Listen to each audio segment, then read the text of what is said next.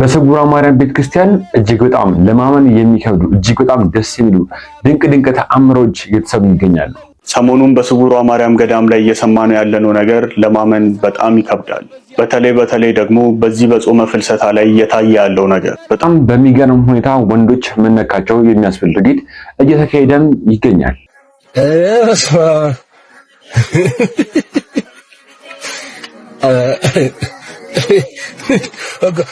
ማነሽ ጌጤ ቤት እየፈለጉሽ ነው አንቺን። አርቲስት እንግዳ ሰው ሀብቴ እጅግ በጣም ትልቅ ሰርፕራይዝ ተደርጓል። ሰላም ውድ የተከበራችሁና የተወደዳችሁ የዚህ ቻናል ቤተሰቦች እንዴት ናችሁልኝ? ሰሞኑኛ ወቅታዊ አነጋጋሪ የሆነ ጉዳዮችን ይዤላችሁ ቀርቤያለሁ። ለቻናላችን አዲስ ከሆናችሁ ቻናላችንን ሰብስክራይብ፣ መለቃቸውን ቪዲዮዎች ላይክ ያደርጋችሁ አብሮነታችሁን አሳዩን። ወደ ቪዲዮዎች በቅድሚያም ማሰማችሁ ቪዲዮ ምንድነው? እጅግ በጣም ደስ የሚሉ ተአምሮች ከቀን ወደ ቀን እየበረከቱ ይገኛሉ በስውሯ ማርያም ቤተክርስቲያን። አንድ ወንድማችንም ይህን ድንቅ ተአምርም ተመልክቶ እጅግ በጣም ደስ የሚሉ ነገሮችንም መልእክቶችንም የሚያስተላልፈ ነበረ። ቪዲዮን አይተን እንመለስ። ሰሞኑን በስውሯ ማርያም ገዳም ላይ እየሰማነው ያለነው ነገር ለማመን በጣም ይከብዳል። በተለይ ደግሞ በዚህ በጾመ ፍልሰታ ላይ እየታየ ያለው ነገር በጣም እጅግ ብዙ ኦርቶዶክሳውያን በዚህ በፍልሰታ ጾም ላይ ወደ ስውሯ ማርያም ገዳም ተጉዘዋል። ደርሰው የመጡትም ሆነ እዛው በሱባኤ ያሉት እየነገሩን ያለው ነገር ለማመን የሚከብድ ነው። ዓለማችን መድኃኒት ያልተገኘለት ካንሰር በሽታ ስውሯ ማርያም ገዳም ላይ ምንም ነው። ሐኪም ቤት ሄጄ ስመረመር ከካንሰር ነፃ ነሽ አሉኝ። HIV የተያዛችሁ አትድኑም ተብለው ተስፋ የቆረጡት ስውሯ ማርያም ላይ ግን ነገሩ ቀላል ሆኖ እየዳኑ ነው። 14 ቀን ተጸምቄ ሄድኩኝ። ከኤችአይቪ ነፃ ነሽ። ከዚህ በኋላ እናንተ ማየት አትችሉም የተባሉ በስውሯ ማርያም ጸበል ይሄው ድነው ማየት ጀምረዋል። ይሄ ሁሉ መዳን እየሆነ ያለው በዚህ ዘመን በስውሯ ማርያም ገዳም ላይ ነው። አይደለም ለሚያምኗት ለሚክዷት ራሱ መድኃኒት ናት። ኮመንት ላይ የገባችሁ ስውሯ ማርያም ብላችሁ መጻፋችሁን እንዳትረሱ። ቤተሰቦች እጅግ በጣም ደስ የሚል ነገር ነበር ሰምተን የተመለስነው። በየጊዜው በየቀኑ ይሄ ድንቅ ተአምር እየተሰማም ይገኛል። እናንተም ስውሯ ማርያም ቤተክርስቲያን ሄዳችሁ ድንቅ ተአምራችሁን የተደረገላችሁን ነገር ለመናገር ያብቃችሁ። ማርያምዬ እናቴ ለደጅፍሽ ያብቃን እያላችሁ እናንተም ደስ የሚሉ መልእክቶችን ኮሜንት ላይ አስቀምጡልን። በቀጣይ ደግሞ ማሳያችሁ ቪዲዮ ምንድነው? አንድ ወንድማችንም እንደዚሁ ስለ እናታችን ለቅድስት ድንግል ማርያም ደስ የሚሉ ነገሮችን እየተናገረ ነበረ። ቪዲዮን እንመለስ። ማርያምን የሚጠላ ሰይጣን ብቻ ነው። ፈጣሪን ያሳደገች ከማርያም ጋር ጸብ ያለው ከድንግል ማርያም ጋር ሰይጣን ብቻ ነው። እውነት ነው። መልአክ ሆኖ ከድንግል ማርያም የተጣለ የለም። አባ ጊዮርጊስ ዘጋስጫ ይላል፣ ሰይጣን ከትጋት ሁሉ አብልጦ ጸሎትን ይጠላል፣ ከፍጡራን መካከል ግን አንቺን አብልጦ ይጠላል። እንደውም እዛው አርጋኑን ላይ ምን ይላል? በሰማይ ላይ መብረቅ ሲጮህ እንደሚያስደነግጥ ያንቺን የምስጋና ቃል ሲሰማ እንዲሁ ይደነግጣል። እኛ እናቀም እንጂ ጧት ተነስተን አንድ ውዳሴ ማርያም ስንጸልይ ምን ያህል እንደሚደነግጥ መብረቅ ነው የሚሆንበት ማለት ነው። መብረቅ ነው የሚሆንበት። በሌሊቱ ኪዳን፣ በሌሊቱ ማህሌት፣ በንጋቱ ቅዳሴ የእመቤታችንን ምስጋና ስናመሰግን ለካ ሰይጣን ሲደነግጥ ነው የሚውለው። ወዶ አይደለም ለካ እንዲህ የሚከታተለው። ቢያንስ እሷን በበረሃ ጀምሮ ማግኘት ስላልቻለ ያለው አማራጭ ልጆቿን ማሳደድ አይደል? ከዘሯ የቀሩትን አሳደዳቸው የሚለው ዛሬ እንግዲህ ከዘሯ የቀረነውን እያሳደድን ማለት ነው። እና እመቤታችን ቅድስት ድንግል ማርያም ብዙዎች የሚመስላቸው ብዙ መናፍቅ ለምን ይሄን ያህል ጠሏት ሲባል እነሱ አይደሉም፣ ከጀርባ ሆኖ የሚመራው ሌላ ነው። እና እመቤታችን ቅድስት ድንግል ማርያም መመስገኗ የሚደንቅ አይደለም ማለት ነው። የሰማይ ሁሉ እጽዋት ብዕር ቢሆኑ የሰማይ ሆሽ ተጠራቅመው ህብረት ፈጥረው በአንድ ቦታ ተከማችተው ውቅያኖስና ቀለያት ቀለማት ቢሆኑ ቅጠሎች ሁሉ ተደርድረው ተሰፍተው ብራና ቢሆኑ የድንግል ማርያምን ተአምር ተናግረው አይጨርሱት። ስሟ ለዘላለሙ ጣፋጭ የሆነ ስም ነው። በዚሁ አጋጣሚ ያው ኦርቶዶክሳውያን የሆኑትም የአባ ጊዮርጊስን አርጋኖን መጽሐፍ ቢያነቡ እጅግ በቃ የእመቤታችን ፍቅር በጣም እንደሚጨምርላቸው እንደውም ሆድሆዴን አትንካኝ እንጂ አባ ጊዮርጊስ ዘጋስጫ የትኛውም የጻፈው ጻፍ ሰው ያነብ እመክራለሁ በደንብ ማለት ነው። እኔ በራሴ በጣም ከምወዳቸው ሊቃውንት መካከል አንዱ አባ ጊዮርጊስ ዘጋስጫ በቃ ነገረ ክርስቶስና ነገረ ማርያም በምን ደረጃ ቢረዳው ይሄ ስጋና ደም ሲሆን የመንፈስ ቅዱስ መገለጥ ነው። የድንግል ማርያም ፍቅር የራቀበት ሰው ካለ እኔ መጽሐፍ አርጋኖና አባ ጊዮርጊስን መጽሐፍ ያንብባቸው ነው ብለው እና ትክክል ጥቆማ ነው። ቤተሰቦች ወንድማችን ሲናገር የነበረው ንግግርም እጅግ በጣም ብዙ ሰዎችንም አስደስቷል። እጅግ በጣም ብዙ ሰዎችም የተለያየ ሐሳብና አስተያየት የሰጡበት ይገኛሉ። እናንተም የተሰማችሁን ሐሳብ ኮሜንት ላይ እንድጽፉልኝ እፈልጋለሁ። ደግሞ ቤተሰቦች ማሳያችሁ ቪዲዮ ምንድነው እጅግ በጣም በሚገርም ሁኔታ ግብረ ሰዶማውያኖች ኢትዮጵያን ውስጥ እየበዙ ነው የተባለ ነበረ። የተለያዩ ወንዶች በሴቶች የውበት ሳሎን ተገኝተው ጸጉራቸውን እየተሰሩ ፊታቸውን ሜካፕ እየተሰሩ ይገኛሉ። ይሄ ነገር ወዴት እያመራ ነው የተባለ ነበር። በዚህ ዙሪያም ሰመረ ባሪያውም ሐሳቡን እየሰጠ ነበረ። ቪዲዮን አይተን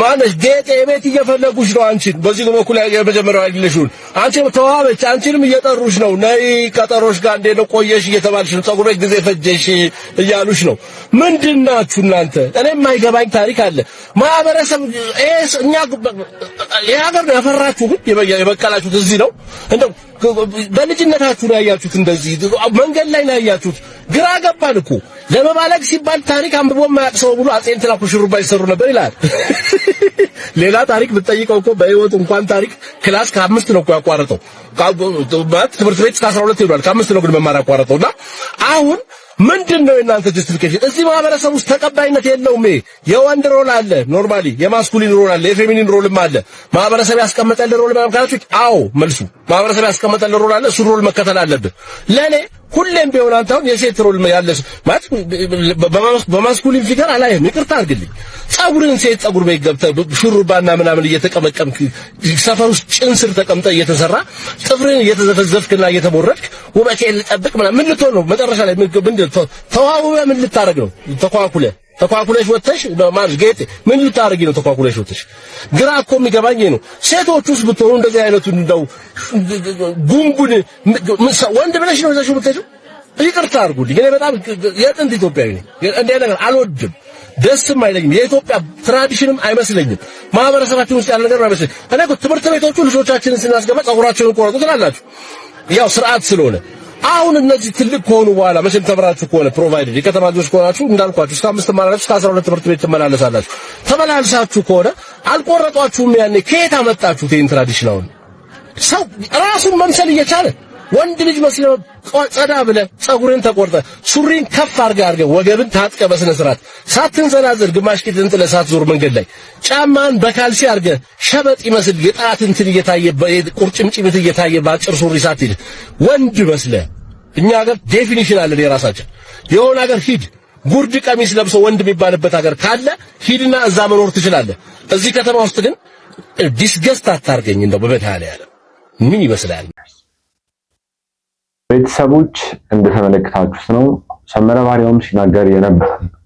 ቤተሰቦች እንደተመለከታችሁት ነው ሰመረ ባሪያውም ሲናገር የነበራቸው ንግግሮች እጅግ በጣም ትክክል ነው ብዬ አስባለሁ እናንተም የተሰማችሁን የግል ሐሳብና አስተያየት ኮሜንት ላይ አስቀምጡልኝ በዚህ ሰዓት ላይ የተለያዩ ሰዎች የተለያዩ ተሰማ የሚል እንቅስቃሴ ቻሌንጅ ተጀምሮ የተለያዩ ሰዎችም ይሄን ቻሌንጅ ተቀላቀሉ እናውቃለን ታዲያ በጣም ብዙ በህይወት ያጣናቸው እህቶቻችን ፍታቸው ድምጻቸው ሊሰማ ይገባል ፍትህም ሊያገኙም ይገባል የተባለ የተለያዩ ሰዎችም ይሄን ቻሌንጅ ያካሄዱትም ይገኛሉ ታዲያ አባ ገብረ ኪዳን ደግሞ ይሄ ነገር እኮ ከጥንት ጀምሮ የነበረ ነገር ነው ብለው እያስተማሩ ነበረ ቪዲዮን የሴት እኩልነት ከህገ መንግስት በፊት እግዚአብሔር ነው የሰጣቸው እውነት ለመናገር አሁን እንደው ይሄ ሴትነትን የሚያቀነቅኑ ፌሚኒስቶችን ቢያርፉ ጥሩ ነው ሴትነትን እንደ ቤተክርስቲያን ያከበራል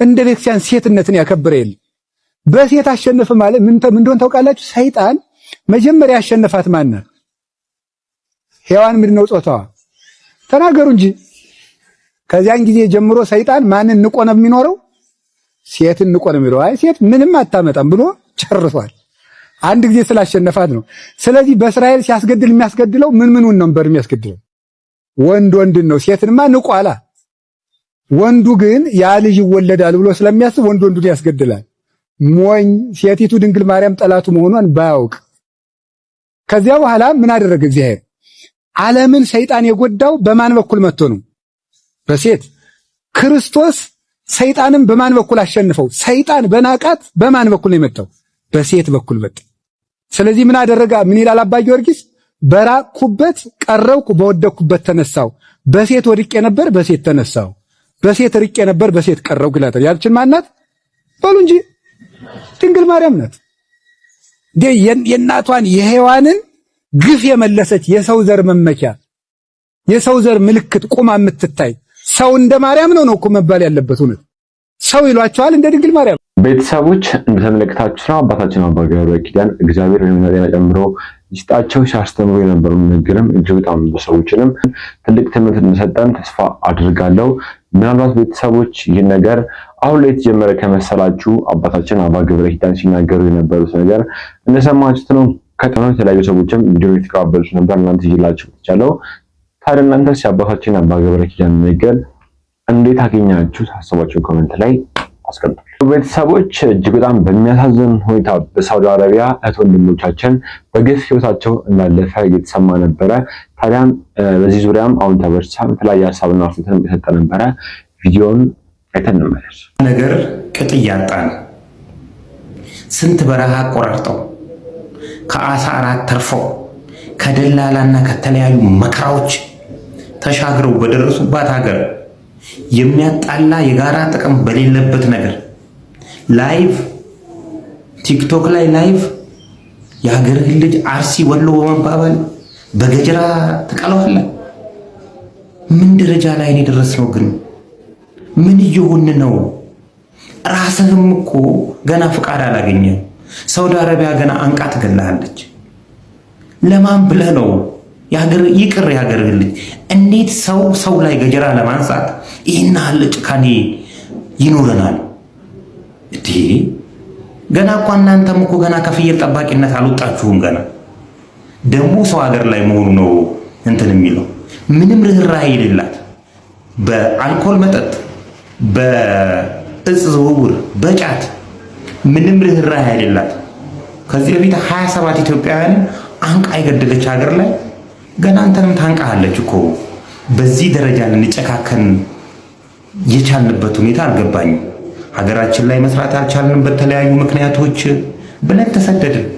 ከተሰደድን በኋላ ደግሞ መጨረሻችን ምን ይሁን? ግን ቤተሰቦች እንደተመለከታችሁ ነው በዘርና በሃይማኖት መከፋፈላችን ሊቆም ይገባል። ከሀገር ውስጥም አልፈው ውጭ ሀገር ድረስም ሄዶ ይህ ነገር እጅግ በጣም በሚያሳዝን ሁኔታ እህት ወንድሞቻችን ህይወታቸው ሊያልፍ በቅቷልን የተባለ ነበር። እጅግ በጣም ብዙ ሰዎችም በዚህ ጉዳይ ላይ የተለያየ ሀሳብና አስተያየት የሰጡ ነበር። እናንተስ ይህን ነገር ሰሙ?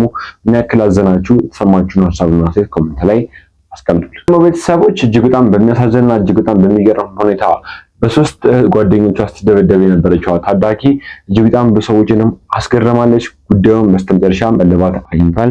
ሰይፉ ፋንታሁንም ይህን ነገርም እያጣራ ነበረ። ቪዲዮውን አይተን እንመለስ። ጤና ይስጥልኝ ኮማንደር። እንደምን አላችሁ? አለን ይመስገን አምላክ። አለን እየሰማን ነው። ያው እንዲህ አሁን በማህበራዊ ሚዲያ ላይ ቫይራል ይታ አንድ ድርጊት አለ። እንዳልከውም ብዙዎች ተቆጥተው ለእኛ በተለያየ አጋጣሚዎች በተለያየ አማራጮች መረጃ ወደኛ አድርሰውና እንግዲህ ህብረተሰቡ ለፖሊስ ያለውን ከሚያበረክተው ተባባሪነት የሚያበረክተው ህገወጦቹም ላይ እርምጃ እንዲወሰድ ካለው ፍላጎት የተነሳ ነው። ይህን በጣም ሳናድንቅ አናፍም። ደግሞ ይህን ካልኩ በኋላ ድርጊቱ የተፈጸመው ግን ጥቅምት 14 ቀን 2018 ዓመተ ምህረት በኮልፌ ቀራኒ ክፍለ ከተማ አካባቢ ነው። አራቱም ጓደኛሞች ናቸው የሚደበድቧትም የሚደበድቧም ልጆች ጓደኛሞች ናቸው።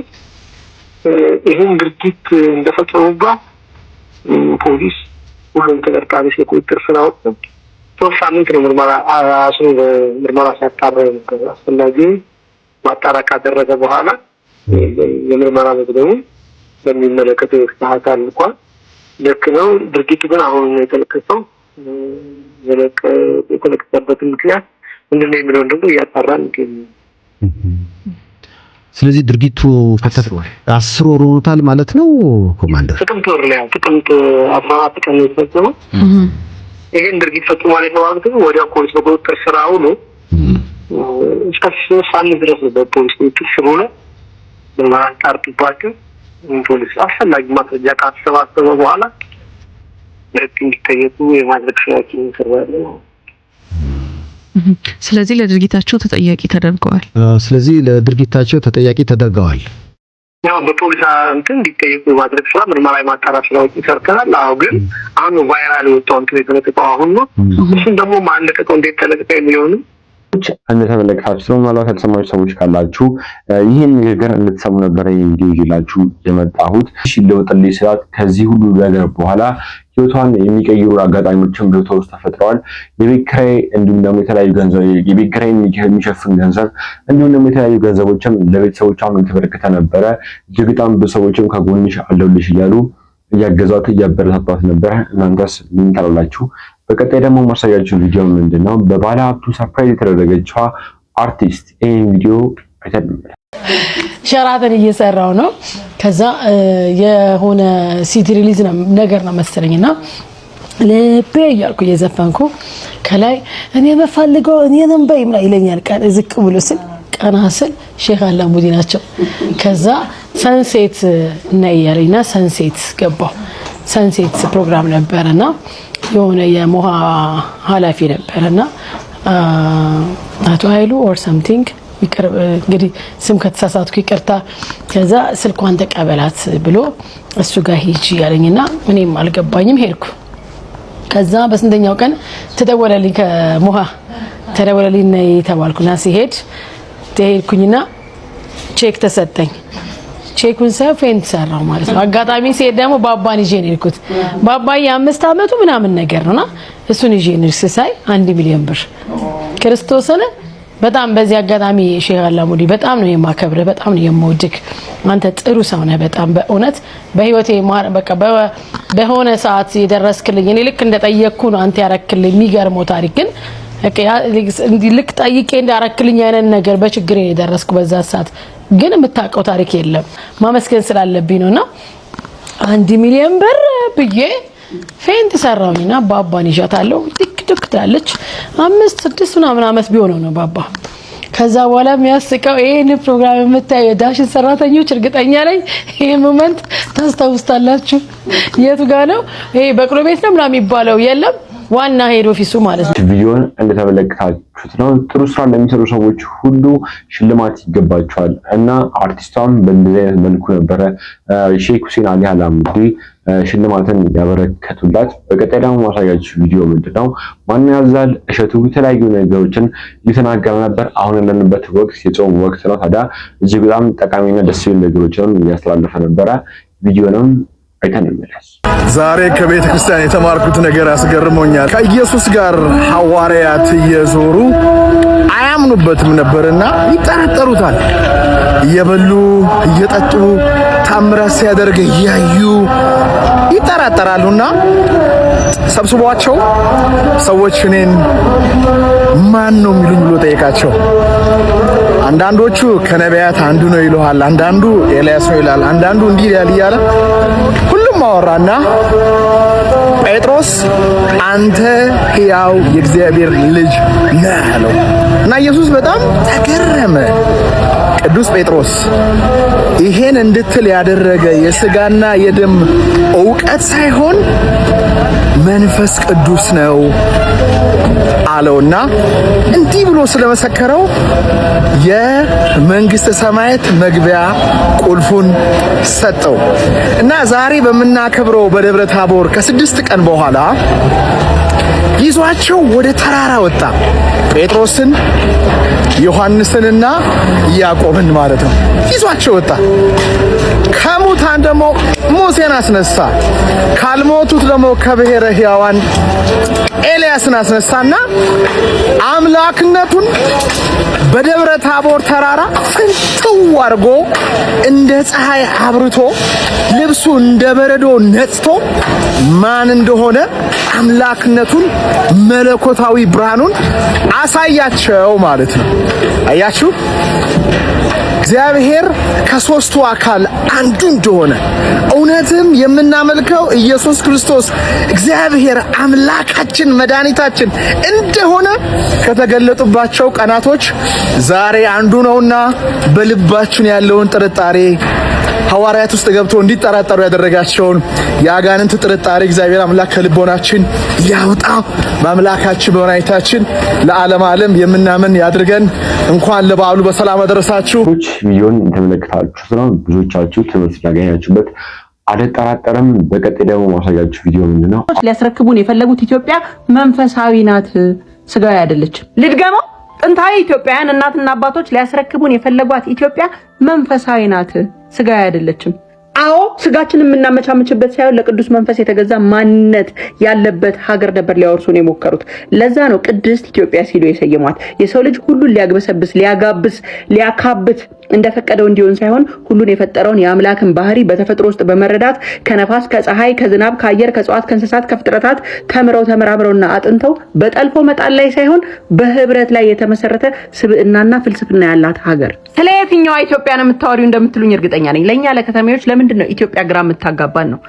የወላጆቻችን ትርክትና እሴት ሌላ፣ ማንነት ሌላ፣ የተከበረ የተቀደሰ የተለካ፣ የኛ የተማርነው ሌላ፣ ስለ ቁጠባ፣ ስለ ሀብት፣ ስለ ንግድ ሌላ፣ እየኖርን ያለነው መንገድ ሌላ፣ ዓለም እየኖረበት ያለበት መንገድ ደግሞ ሌላ። ነገር ግን ከዘመን አቆጣጠሯ እስከ ቋንቋ እስከ ፊደሏ እስከ ህይወት መርዋ ይቺ የተቀደሰች ሀገር ቅድስት ሀገር ኢትዮጵያ ማነች? እስቲ ወደፊትና ወደኋላ። ይህንን ሚስጥር ማወጋችሁ በአንድ ታሪክ ላይ ተመስርቼ ነው። ይቺ ከጎኔ የቆመችው ፕሮፌሰር ናት። ይቺ ፕሮፌሰር አንድ ቃልን ትለኛለች። እኔ የኢትዮጵያ ኦርቶዶክስ ቤተክርስቲያንን አልወዳትም ማለችኝ። ቱ ቢ ኦነስት I do not like Ethiopian። ታዲያ በባንዲራዬ ቀለም የለየችኝ ፕሮፌሰር ለምን እንደጠላችኝ ልነግራችሁ ነው። አማኝ የበዛባት ሀገር ለማንም አትመችም ለአማኙ ካልሆነ በቀር። እንዴት? እውነተኛ አማኝ ከበዛ ሁለት አካላት አይጠቀሙም፣ መንግስትና ባለሀብት። እንዴት? ሃይማኖት ያለባት አላልኩም፣ የአማኞች ብዛት፣ እውነተኛ አማኞች ብዛት ያለባት ሀገር ኢኮኖሚውን አትጠቅምም። እንዴት እንበል? ኢትዮጵያን ኦርቶዶክስ ቤተክርስቲያን ምንድነው አስተምህሮቷ? ጾም፣ ጸሎት፣ ስግደት፣ በስርዓት መኖር በልኬት። ይሄ ለማን አይመችም? ለኢኮኖሚው አይመችም። ምን ማለት ነው? ለምሳሌ ጾምን እንመልከት። የጠዋት ካፌ አገልግሎት በየ5 ሜትሩ የተቀመጠው የጀበና ቡና ካፌና ቁርስ ቤት ገቢ ይቀንሳል። በተዘዋዋሪ የግብር ገቢ ምን ያደርጋል? ይቀንሳል ማለት ነው። በቂ ጊዜ ካለው ሰው የራሱን ምን ያደርጋል? ምግብ ያበስላል፣ የራሱን ቅመም ይፈጫል፣ የራሱን ወተት ያፈላል፣ የራሱን ቡና ይቀቅላል። የታሸገ ቡና፣ ወተት፣ እንዶሚን ምናምን አይበላም። ስለዚህ ለማን አይመችም? በሰፊው በብዛት የሚያመርቱት የቡና አምራች እንበለው የእንዶሚና የሆነ ነገር የሚያመርቱት አካላት አይመችም። ሰው ራሱን በራሱ ከቻለ አይመችም። ሁለተኛ እውነተኛ አማኝ ከበዛ የምሽት ህይወትና መዝናኛ ሆቴል አርብና እሮብ የጾም ወቅት የጾም ከ250 በላይ ያሉ የአጽዋማት ቀናት መጠጥ ፋብሪካው ገቢው ይቀንሳል። ማን አይመቸውም? አምራች ኃይል። ሆቴል ይዞ የሚዳራው ሰው መጠን ይቀንሳል። ለምን? የጋብቻ ቅድስና፣ ከዝሙት መቆጠብ፣ ከስካር መቀነስ፣ ዘፈን ኃጢአት ነው፣ ዳንኪራ፣ ጭፈራ፣ እነኚህ ሁሉ ሴተኛ ዳሪነት ይቀንሳል። ይሄ ማለት ኢንፎርማል ኢኮኖሚ ይጠፋል ማለት ነው። ይሄንን ማን አይመቸውም? ሁለት አካላት፣ መንግስትና አምራች ኃይላት። ሶስተኛ በሃይማኖታዊም ይሁን በባህላዊ ስርዓት ጠጅና ጠላ፣ ቦርዴና አረቄ ከቤት ውስጥ ከወጣ በጅምላ መጠጥ የሚያመርቱት አይመቻቸውም። ገበሬውን ራሱ አርሶ ራሱ ምግብ ችሎ ወይም ደግሞ የራሱን ልብስ ከጠለፈ የራሱን ጫማ ከሰራ የራሱን ከብት ካረደ ከበላ የራሱን መጠጥ ከጠጣ ገንዘቡን የገበሬውን ገንዘብ የህዝቡን ገንዘብ አትቀምሰውም። የራሱን ቤት ራሱ በዘራው ሳር አጭዶ ሳር ክዳን አድርጎ የራሱን ቤቶች ከሰራ በራሱ ከብቶች እበት ከለቀለቀ ማን ሲሚንቶውን፣ ቀለሙን፣ ታይልሱን፣ ፌሮን ማን ሊገዛ ነው? ማን ሊገዛ? አምራች ኃይል ምን ያደርገው? አይመቸውም። ግብር ሰብሳቢ አካል አይመቸውም። ለማንም አይመችም። ስለዚህ ይህ ትስስር መላላት አለበት። እኔ ደግሞ ወደ ውበትና ጌጣጌጥ ኢንዱስትሪው እውነተኛ አማኝ ከሆነ ቀለሙን፣ ዊጉን፣ ሊፕስቲኩን፣ ጌጣጌጡን ልክ እንደኔ ከንቱ ያልሆነው አይገለገልም። ለምን? በአማኙ በኩል ይህ ነገር የተከለከለ ነው። በስርኩል ብቻ የምትዋብ ሴት ባለችበት፣ ከከብት በናጡት ቅቤ የሚዋብ ጸጉር ባለበት ማን ፕሮዳክቶቹን ሁሉ ሊገዛ ነው? ስለዚህ አምራች ኃይል ምን አያደርግም? አይመቸውም። ከዛ ነገር ውስጥ ግብር የሚያገኘው አካልም አይመቸውም። አማኝ ከበዛ ኢንሹራንስ እና ቁጠባ በላይ የህዝቡን ገንዘብ አትወስደውም፣ አታገኘውም። ምክንያቱም መርሁ እግዚአብሔር ያውቃል። ዘመናዊ ፋይናንስ ላይ ግድ የለውም። የህይወት ቀላልነት፣ ሚኒማሊስት፣ የመንፈሳዊ ህይወት ጥልቅ ዓላማ ስጋዊ ምቾት ሳይሆን የነፍስ ድህነት ነው። ውድና ዘመናዊ ቤት፣ ጌጣጌጥ፣ መኪኖች መቀየር ፍላጎቱ አነስተኛ ነው። ስለዚህ ትርፍ ገንዘብ በጠቅላላ ወዴት ይሄዳል? ለምጽዋት፣ ለዝክር፣ ለቤተክርስቲያን ህንጻ ከዋለ ገንዘቡን አትነካውም። አማኝ በዝቶ አጽዋማት ከተከበረ ሰርጉ፣ ልደቱ፣ ድግሱ፣ ፎቶ፣ ቪዲዮ፣ ኬኩ፣ የማሽን ግብአቱ፣ ኢቨንት ኦርጋናይዘሩ ከዘይቱ ጀምሮ እስከ ዲኮሩ እስከ ሙሽራው ሱፉ እስከ ቀሚሱ ሁሉም ነገር ይቀዘቅዛል። ስለዚህ ለማን አይመችም? ለግብር ስብሰባና ለአምራች ኃይሉ አይመችም። ይሄን ብላና የናት ብላ ደግሞ ሃይማኖት ይከለክላል። እቃ ሴቶች በጣም የሚጠቀሙት ይገኛሉ። ተፈጥሯዊ ቦታቸውን መጠቀም ካቆዩ ሰንብተዋል። ታዲያ ይሄ ነገር ለምንድን ነው እየተካሄደ ያለው ብላም ሰዎች ይህን ቪዲዮ የምትመለከቱ እህቶቻችን ለእናንተም ጠቃሚ ሀሳብ ነው ብዬ አስባለሁ። እጅግ በጣም ደስ የሚል ነገሮችን ተናገር ነበር የነበረው። ምናልባት ብዙዎቻችሁ በዚህ ሀሳብ ላትስማሙ ትችላላችሁ የነበረው። እናንተስ የእህታችንን ነገር እንታያችሁት። በቀጣይ አርቲስት እንግዳ ሰው ሀብቴ ምንድነው ያጋጠመው? ይሄን ቪዲዮ ይተልማለስ። እንዲህ ያሉ ታማኞችን የሰው ሀቅ የማይፈልጉ ሰዎች ፈጣሪ ያብዛልን። መልካም ሰዎች ስናገኝ ደግሞ ማበረታታትን ይልመድብን። ከአርባ ምንጭ ምድር የተሰማው ድንቅ ታማኝነት ብዙዎችን አስደስቷል። ነገሩ እንዲህ ነው። ተወዳጁ አርቲስት እንግዳ ሰው ሀብቴ ወይም ቴዲ በአርባ ምንጭ ከተማ በነበረው የስራ ቀረጻ ላይ እያለ ስራውን አጠናቆ ወደ አዲስ አበባ ለመመለስ ሲዘጋጅ በግምት ከ170 ሺህ ብር በላይ የሚያወጣው ኤስ25 ሳምሰንግ አልትራ ስልኩን መንገድ ላይ ጥሎት ነበር። ነገር ግን ይህ ውድ ስልክ የወደቀው መልካምነትና እንዲሁም ደግሞ ታማኝነት በታደለው ሙሉቀን በተባለ የአርባ ምንጭ ወጣት እጅ ላይ ነበረ። አርቲስት ቴዲና ባልደረቦቹ በሌላ ስልክ ደውለው ስልኩ የነሱ መሆኑና እንዲሁም ደግሞ እንደወደቀባቸው ሲነግሩት ወጣት ሙሉቀን የተናገረው ንግግር ግን የብዙዎችን ቀልብ የሚስብና ባህላዊ እሴትን የሚያጎላ ነበር። አረ ምንም ችግር የለውም፣ በእኛ ባህል የሰው ዕቃ መውሰድ ጎሜ ወይም ደግሞ ነውር ነው በማለት ወጣት ሙሉቀን ያለበትን ቦታ በደስታ ጠቁሞ የጠፋውን ስልክ ለአርቲስት ቴዲ በታማኝነት አስረክቧል። ታዲያ አርቲስት ቴዲም ለአካባቢው ባህልና እሴት ቅድሚያ በመስጠት ላደረገለት መልካም ነገርና እንዲሁም ደግሞ ላሳየው ታማኝነት ወጣት ሙሉቀንን ከልብ አመስግኖታል። ታዲያ እናንተስ በዚህ ጉዳይ ምን ትላላችሁ? እስኪ ሀሳባችሁን አጋሩኝ። ቤተሰቦች እንደሰማችሁ ነው። ልባቸው ቀና ደጋግ ልብ ያላቸው ኢትዮጵያኖች እንዳሉ ሁሌም መርሳት የለብንም። አርቲስት እንግዳ ሰው ሀብቴ ንብረቱን ጥሎ ንብረትንም ናናው ውሰድ ተብሎ እጅግ በጣም ደስተኛ ሆነን በዚህ በሶሻል ሚዲያ ላይ የተቀባበለ ነበረ። ከሰሞኑን ደግሞ አርቲስት እንግዳ ሰው ሀብቴና ማርታ ጎይቶም እንደዚህ በምስሉ ላይ እንደምትመለከቱት ፎቶ በቤተክርስቲያን ተነስተው የተለያዩ ሰዎችም የትዳር የፍቅር ህይወት ፎቶ ግን ቤተሰቦች በአንድ ወቅት ላይ ቤተክርስቲያን ተገናኝተው እንደማንኛውም ጓደኞች የተነሱ ፎቶ መሆኑን የተነገረው ነበር። የተለያዩ ሰዎችም ይህን ፎቶ የተቀባበሉት ነበረ። እናንተስ ምን ትላላችሁ ቤተሰቦች? ለማንኛውም ለዛሬ ይዤላችሁ የቀረብኩ ቪዲዮ እኚህን ይመስላሉ። በቀጣይ እናንተ ነገር አስጨብጣሉ ሀሳብና አስተያየቶች ያሉታሉ የማሳባቸው ቪዲዮችን ይዤላችሁ እቀርባለሁ። ስላዳመጣችሁ አመሰግናለሁ። ቴንኪው